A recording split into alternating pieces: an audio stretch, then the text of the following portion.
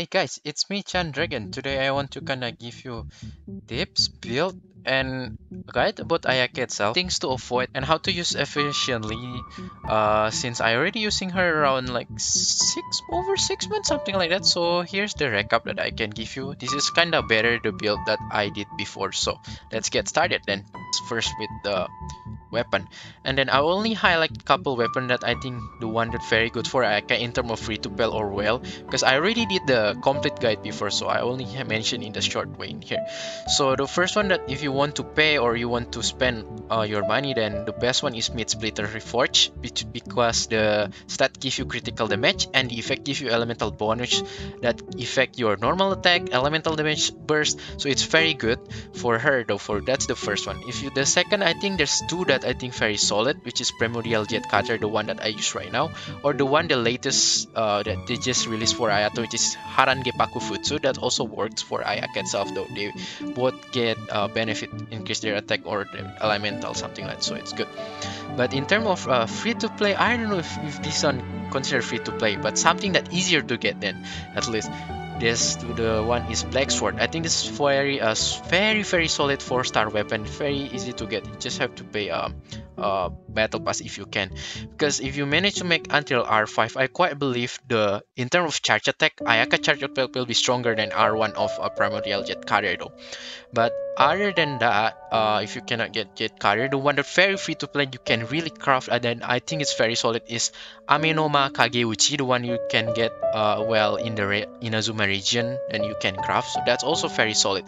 If you really cannot use, then just use the Prototype Rancor. I think this is very starting weapon, so you can use that as temporary though. But still, Anemona Kageuchi is the best one for the very free to play.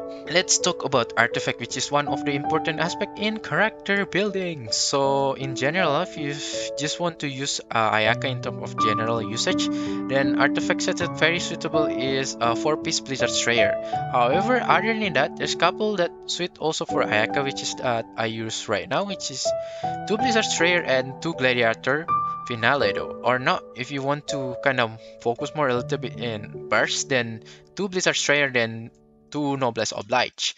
If not, if you really just want to burst spam or kind of maximize in terms of burst, then go all out then into Emblem of Separate Fate, because the 2-piece is very good in terms of energy recharge, will give you kinda energy charge, because Ayaka burst quite costly, about 80, and then 4-piece of course will give you a bonus in terms of elemental burst. So in terms of main stat, it's very general with other main DPS, which is in here obvious is attack percentage, and in here obvious a cryo damage, and in here it just depends on your needs. If you need more crit rate, then crit rate. If you need more crit damage, then crit damage for the circle itself. So how many energy recharge that we need for Ayaka though? So because Ayaka have energy cost around 80, usually that character that typical like that, they need around at least the minimum is around 130% though. However, if you can make it like 150 and above until 200, that will be much better. But at least the lowest that you should put is 130, because if not lower than that, the rotation will be not comfy, the burst will be much longer to kinda full. So at least maintain around 130, but over 150 is my recommendation. For the substats, honestly, you only need actually same like a generic character that you need to build for the main DPS. So you really need crit damage and crit rate, and then that's the priority. I think for the second, that the best is energy recharge, because Ayaka energy burst cost is like 80, so you need quite, for me, it's quite much. So energy recharge will be a good investment for the second priority, and the third one will come to be attack percentage, and elemental mastery will be last, and HP and defense of course, just forget it. In here I will talk about the first mistake or things to avoid. The first thing to avoid when using cryo unit, especially I will talk about Ayaka. In here I will talk about the artifact cell itself though, which is come from the Blizzard Strayer though. I know most of the people kinda like Ayaka is cryo unit, then just pull a Blizzard Strayer though. Yeah, it's good in general, it's very good also in Ayaka though, but it's not working in all condition, and I will tell you this is why though. Let's read about the 4-piece of Blizzard Strayer. When you hit the enemy and get like by cryo, you will get 20%, right? And then you make it the enemy frozen, you will get another 20%, which is mean already get, if you fully utilize the Blizzard Trayer, you will get already 40% of critical rate though. For Ayaka itself though, it will be more ridiculous if you pair, like, let's say with another cryo unit like Diona, you will get cryo resonance, right, which is increase in crit rate for 15%. That means 55% guaranteed for Ayaka itself though. So I have to say, in character, especially for free to play, the one that's very solid is 50% to like 70% of crit rate though. So in here I have to say Blizzard Trail might be good though, but sometimes if you might be put Blizzard Trail, it might be overkill in terms of crit rate though. So if you just really insist want to use Blizzard Trail, then this is couple condition that you can utilize Blizzard Trail in the optimal way, especially if you are free to play. So first is, I suggest if you equip like Blizzard Trail, your crit rate is less than 30% low. So something like that, I think it's still solid to use Blizzard Trail. And when you put in terms of like substat, just invest everything in critical damage though. All out in critical damage, ignore the crit rate though, because when you equip Blizzard Trail, your critical rate already guaranteed. So just invest in maximize in critical damage, or maybe you don't really utilize Frozen. If you didn't really utilize Frozen, then Blizzard Trail still kinda like utilize it, because you will not get the optimal effect from the Blizzard Trail, right? Otherwise, I suggest you just try another artifact sets. Like you just put like 2 Blizzard Trail, and other sets like me, I put like Gladiator Finale. You might put like a kind of Noblesse Oblige, that also work though. Because in terms of my case, if I put Blizzard Trail in here, my 4-piece, it will increase another 50%, right? It will become how much? 100%, over 100% of crit rate though, and I think it's so wasteful. I don't need such a high crit rate in here. So that's why I rather get benefit from 18% more attack, so my Ayaka attack become higher, or in here I just put like Noblesse Oblige, so my burst damage becomes stronger though, because if not, then my crit rate overkill, I waste a lot of potential for Ayaka itself though. That's why, especially if you put already like weapon in here kinda like that have a stat of crit rate, I don't suggest to put a 4-piece Blizzard Trail, because it's already increased your crit rate a lot though. So let's talk about the team comp of Ayaka itself. So in here I will not kind of recommend kind of meta team or stuff, because I believe most probably you already know, but this is basically based on myself, that which one that I think is fun to use and can finish Spiral Abyss for 36 star, because in the end Spiral Abyss is not just matter of finish, but you enjoying yourself playing the game, right? So yeah, the first team that I really like is Ayaka, Shincho, Xiangling, and Bennett.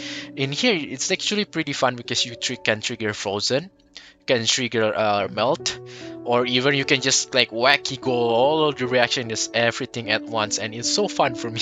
It's just like multi-reaction and things, so Ayaka just like kind of become the main DPS in here. I really enjoy this team. Other than that, I have my second team that I currently use as my second Ayaka team. Just I use Changyan, and in here I still use Shincho.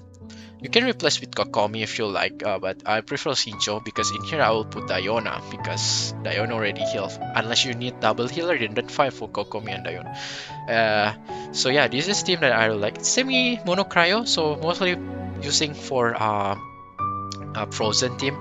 In here, if you have Shenhe, Drill will be better, but sadly I don't have Shenhe. I lose 50-50. You can change Chongyan also with Rosaria, so that's a viable option. Other than that, you can also try as usual, you can put either Kazuha or Sucrose. Oh, where's the Sucrose? Sucrose also can. So yeah, that can be working very good. It's almost will be similar with Morgana.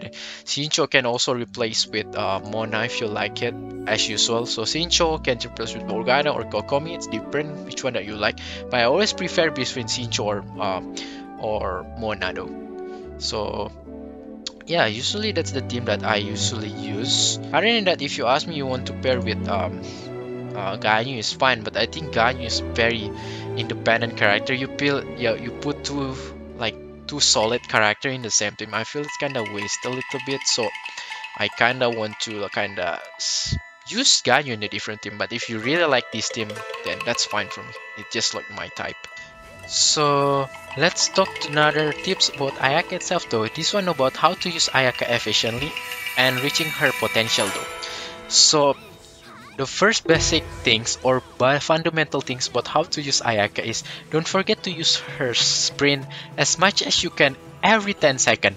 I know it's pretty hard to keep maintain like every 10 seconds don't forget to use sprint, but that's how if you want to use efficiently, because that sprint actually beneficially to you. It's not just apply cryo, but give you another 18% of cryo damage bonus, which is very good. In here you can see the demonstration. The one I use burst without sprint, and the one with sprint, the burst is slightly higher, right? Because I use the sprint first though. That's why the burst is slightly stronger, and that's why it's very important.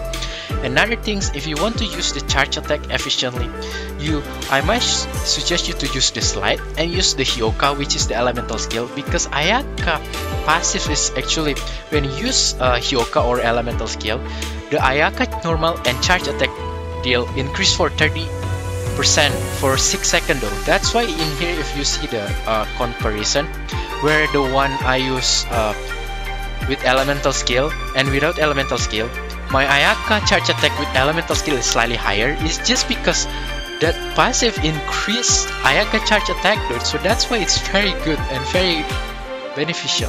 So in here we move to the last tips, which is how to use the full combo of Ayaka itself though. So first you do all of your rotation, right, and then move to the Ayaka itself, and then you don't forget sprint, do the elemental burst, and then use the elemental skill, so you will get the energy particle, and do the slide again, then just perform charge attack, charge attack, charge attack, and then just repeat like that though, do rotation, blah blah blah. So that's it about my Ayaka guide. Hopefully it's useful for you. Hopefully you can learn something from Ayaka from my past experience. So yeah, I will see you next time, and if you like, feel free to hit subscribe button and like, and I will see you next video, probably about Yellen, because I'm excited for her.